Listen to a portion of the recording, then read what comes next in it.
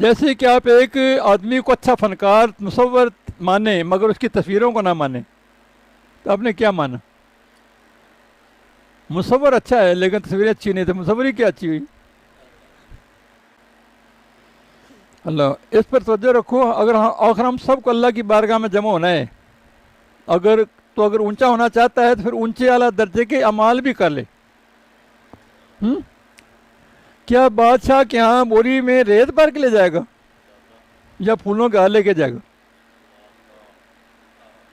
بادشاہ کے ہاں جانا ہے تو بوری میں، آپ دیکھتے نہیں کہ میری بوری میں کیا بھرا ہوا ہے، اسے بوجھ اٹھائے پھریں تو عمل اس قابل ہی نہ ہو اس بارگاہ کے، اللہ کی بارگاہ کا عمل قابل ہی نہ ہو.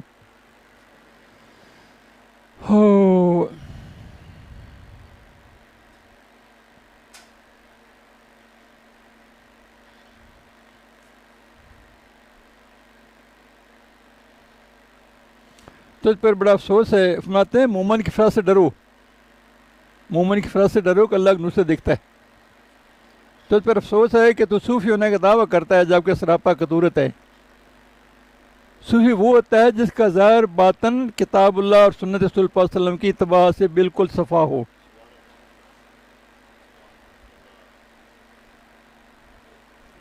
جتنی اس کی صفائی قلبی بڑھتی جائے گی، باطنی صفائی بڑھتی جائے گی، وہ اپنے وجود کے دریا سے باہر آتا جائے گا. وجود کے دریا سے اپنی صفائی قلب سے اپنا اختیار و ارادہ، اپنی ٹال ڈال کو چھوڑتا جائے گا اپنی، ہے نا.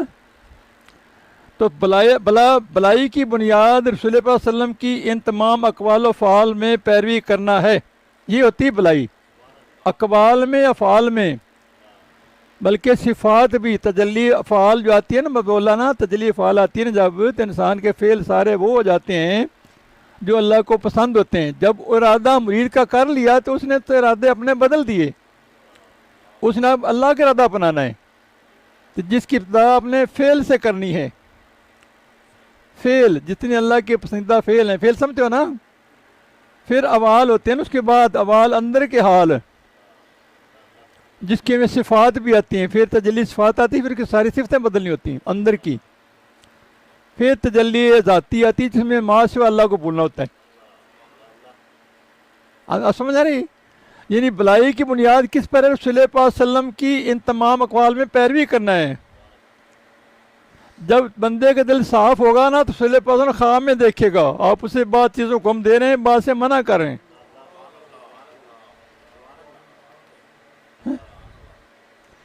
حضرت داتا گنج میں فرماتے ہیں کہ مجھے حضور پاک خواب ملے کہ اے علی، آواز سے خمسہ کا روزہ رکھو ساری عمر کا. آواز سے خمسہ کا روزہ رکھو ساری عمر کا. اپنے آواز نہیں ہوتے ہمارے، ہم تو یہ روزہ وہ روز بھی کہہ رہے ہیں. وہ کیا کہہ رہے ہیں، روزے کچھ روزے در ایسے جن کا وہ پیاس کے ساتھ کچھ حاصل نہیں ہوتا. مہینے بعد آتا ہے نا، سال بعد آتا ہے نا، سال بعد ان کو سوائے بھوک پیاس کچھ حاصل نہیں ہوتا. ان سے فرما رہے ہیں حضور پاک صلی اللہ علیہ وسلم کہ اے علی، علی بن عثمان ہے نا ان کا نام، دادا گنج بخش نام. اے علی، آواز سے خمسہ کا روزہ رکھو ساری عمر کا. یعنی اپنے آواز سے ایسا کام کوئی نہ لو جس اللہ کی ناراضگی کا سبب بن جائے. اللہ یہ تبھی ہوگا جب پہلے سے آمدہ کام پر عمل پیرا ہوا ہوگا اور منع کردہ کام سے رکا ہوگا. پھر ہی خواب میں آئیں گے نا. جو ظاہر شریعت پہ عمل کیا نہیں تو ان کو اگلی بات کون بتائے گا؟ جو ظاہر کام اس کو موجود ہیں وہ تو کیے نہیں. عمر صاحب ہمارے ایک دفعہ اس کو وظیفہ دیا کہ یہ لطائف کا ذکر کر، مثال کے طور پہ، یا وظیفہ بتایا استغفار پڑھنا، دروشی پڑھنا ہے، اتنا بات ذکر یہ کرنا ہے. وہ چھوڑ دیا اس نے. کچھ عرصہ پڑھتا ہے چپ کر کے چھوڑ دیا. اور جیسا ملا انہیں دیکھا اندروں خالی. انہوں نے کہا وظائف نہیں پڑھتا؟ نہیں، ایسا مجھے خواب میں بزرگ آئے تھے، انہوں نے مجھے بولا تم یہ وظیفہ پڑھا کرو. انہوں نے کہا تجھے دو لگاؤں چپیٹے، اور میں تیرے سامنے بیٹھا ہوں، بتا وہ چھوڑ خواب ہی سے لگ گئے. یعنی جو ظاہر شریعت عمل ہمارے سامنے آ چکے ہیں ان پہ عمل نہ کریں تو خواب میں عمل کون بتائے گا؟ اس پہ عمل کریں گے تو نئی بات آئے گی نا. اس کا قلب آپ سلم کی سامنے تربیت پائے گا اور اس کا ہاتھ آپ سلم کے ہاتھ میں ہوگا. صلی پاک وسلم ہی اس سے مخاطب ہوں گے اور اس کے نگہبان ہوں گے. تو غیر اللہ کو دل سے نکالنا پڑے، گڑھے پہاڑوں کو اکھاڑنا ہے، جس کے لیے مجاہدوں کی کدالوں کی ضرورت ہے. غیر اللہ کو دل سے نکالنا، گڑھے ہوئے بڑے پہاڑوں کو کھودنا ہے، جس کے لیے مجاہدوں کی ضرورت ہے. ماتے ہیں کہ پتھر میں نہر بنانا آسان ہے، جیل کو سمجھانا مشکل ہے.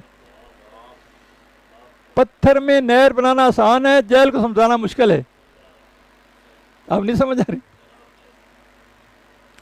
اس کے آگے کیا بھینس کے آگے بین بجانے والی بات ہے. ساری رات ہیر پڑی، صبح کہتا ہیر بندہ سی کہ عورت سی. جیل کو سمجھانا اتنا مشکل ہے، حقیقی بات ہے.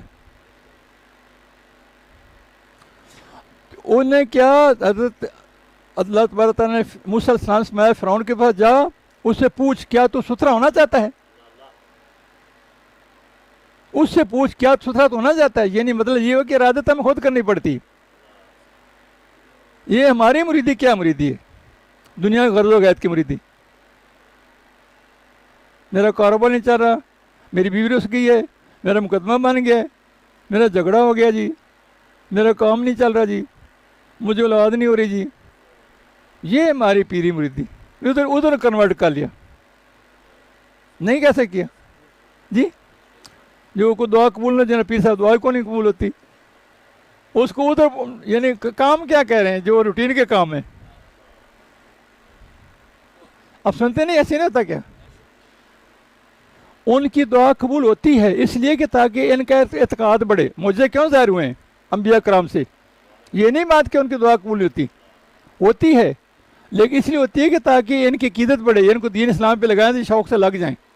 یہ نہیں کہ دنیا کام ہوتا گیا تو نہ ہو پھر بھی کیا. دنیا دار یہی حال ہوتا ہے، دنیا کام ہو جائے پھر بھی گیا، نہ ہو تو پھر بھی گیا، کیونکہ اس کی طلب ہی نہیں. اس کی طلب کو بڑھاؤ، شوق پیدا کرو. دنیا فانی ہے، مرنے والا ہے، کام آگے قریب ہے. کہیں بول بھی لکھیوں میں نہ رہ جاؤ. اللہ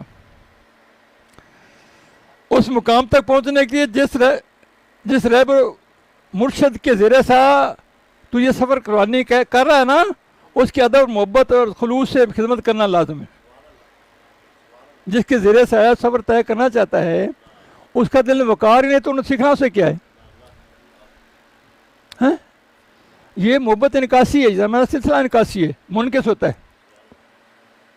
ملتا بنا بہت ملتا ہے، لیکن ہوتا انکاس ہے. دل کو دل سے راہ ہوتی ہے نا، دل کو دل سے. ہاں جس کے زیر سایہ اس سے عداوت رکھے گا تو پھر تو کم پانا کیا ہے؟ اس کو پتہ نہ چلے گا، تو تیری عداوت کو پتہ نہ چلے گا، اس کو تیری محبت کو پتہ نہیں چلے گا، وہ تیرا عمل بتا دے گا. اللہ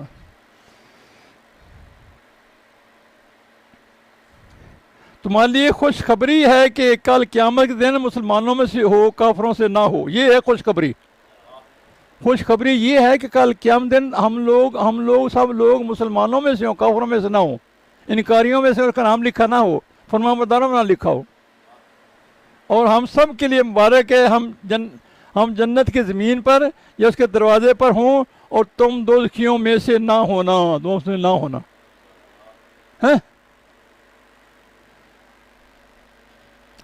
پھر اس پر ارشاد بھی عمل کرو، اس ارشاد پر بھی عمل کرو. رسول پاک فرمایا من تواضع للہ رفع اللہ، جو اللہ کے لیے تواضع کرے گا اللہ اس کا مرتبہ بلند کرتا ہے. جو اللہ کے لیے تواضع کرتا ہے متواضع بنتا ہے، متواضع اختیار کرتا ہے، تواضع کرتا ہے، عاجز بنتا ہے، اللہ کو درجہ بلند کرتا ہے. بتاؤ یہ انسان کے پاس علم آئے، علم نور ہوتا ہے نا، اور اس میں عاجزی بڑھنی چاہیے نا. جس درخت کے اوپر پھل زیادہ لگے اس کو جھکنا چاہیے نا. جس کے پاس علم آئے، اگر علم ہو تو اس میں نور ہو نا، اس کو پھر روشنی کی صورت میں زیادہ عاجز بننا چاہیے نا. جو اکڑ جائے تو پھر وہ کیا ہے یعنی، اور پھر تو وہ جہالت کا مارا تھا نا. اگر وہ اس کا ساتھ رہا زیادہ جائے صحبت میں، مثال کے طور پہ ساتھ بے ادبی ہوتا جائے، ہیں اس کو زیادہ صحبت لمبی فائدہ کیا ہوا، اس کو بے ادب بنا دی.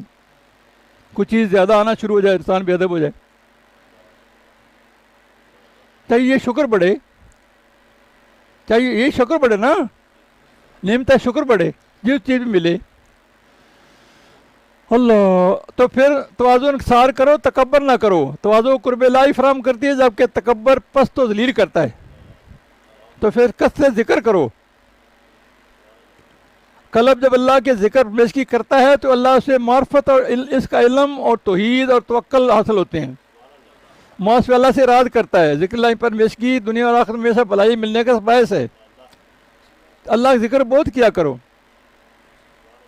دنیا جاؤ زبان اللہ کی ستار ہو، بلکہ دل اللہ اللہ کر رہا ہو، پر پورا لواں لواں اللہ کر رہا ہو. ہاتھ کار والے دل یار والے، ادھر توجہ ہٹے ہی نہ. اس کے سارے کاموں کا کفیل اللہ تعالیٰ ہو جاتا ہے. حتیٰ کہ ذکر کی کثرت وجہ سے وہ اللہ، اگر وہ اللہ سے نہیں مانگ سکتا تو اللہ تعالیٰ بڑا قدردان ہے، مانگنے والوں سے زیادہ عطا فرماتا ہے.